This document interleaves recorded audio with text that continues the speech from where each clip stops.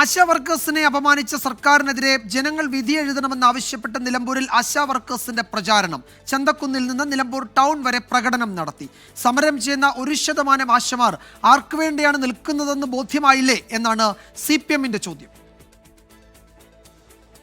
സെക്രട്ടേറിയറ്റിന് മുന്നിൽ നടത്തിവന്ന സമരത്തിന് പിന്നാലെയാണ് ആശാ വർക്കർമാർ സംസ്ഥാനത്തുടനീളം രാപ്പകൽ സമരയാത്ര ആരംഭിച്ചത്.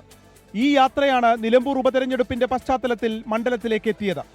കേരള ആശാ ഹെൽത്ത് വർക്കേഴ്സ് അസോസിയേഷന്റെ നേതൃത്വത്തിൽ ചന്തക്കുന്നിൽ നിന്ന് നിലമ്പൂർ ടൗണിലേക്ക് പ്രതിഷേധ പ്രകടനം.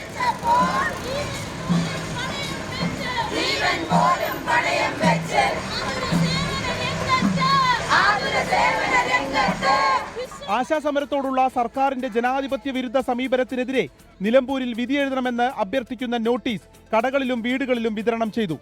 സമരം ചെയ്യുന്നവരെ ആക്ഷേപിക്കുകയും പരിഹസിക്കുകയുമാണ് സർക്കാർ എന്ന് മിനി 24നോട്. ഞങ്ങളെ വലിയ രീതിയിലുള്ള സൈബർ ആക്രമണങ്ങൾ നടത്തുന്നുണ്ട്, പ്രതികരിക്കുന്ന ആശമാരെ വിരട്ടുന്നുണ്ട്. ഈ തെരഞ്ഞെടുപ്പിൽ ആശാ വർക്കർമാരെ അപമാനിച്ചവർക്ക് വോട്ടില്ല, ഇതാണ് ഞങ്ങളുടെ മുദ്രാവാക്യം. എന്നതിന് തുടക്കം കുറിക്കുകയാണ്. ഇനിയുള്ള ദിവസങ്ങളിൽ ആശാ വർക്കർമാരുടെ ശക്തമായൊരു ക്യാമ്പയിൻ ഉണ്ടാവും.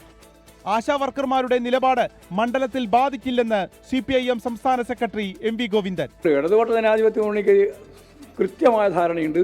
ഏറ്റവും കൂടുതൽ ആശമാർക്ക് പൈസ കൊടുക്കുന്നത്, ശമ്പളം കൊടുക്കുന്നത്, അല്ലെങ്കിൽ അവരുടെ അലവൻസ് കൊടുക്കുന്നത് കേരളത്തിലാണ്.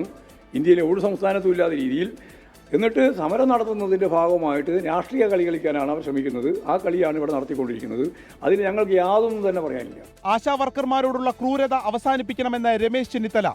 സംസ്ഥാനത്തെ ആശമാർ സർക്കാരിനൊപ്പം എന്ന് മന്ത്രി വീണ ജോർജും 24നോട് പ്രതികരിച്ചു. Vipin C Vijayan, team 24, Nilambur.